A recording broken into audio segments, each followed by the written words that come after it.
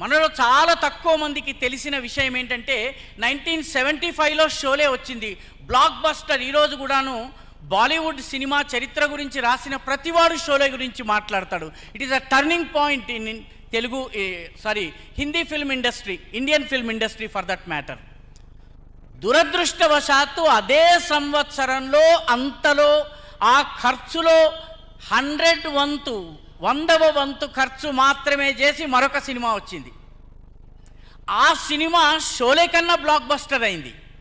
ఆ సినిమాలో పాటలని ఏళ్ల తరబడి ప్రజలు పాడుకున్నారు, ఈరోజు కూడా పాడుకుంటారు.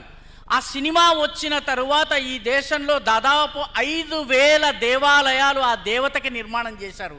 ఆ సినిమా పేరు మన ఎవరికి తెలియదు. ఆ సినిమా పేరు జై సంతోషి మాత.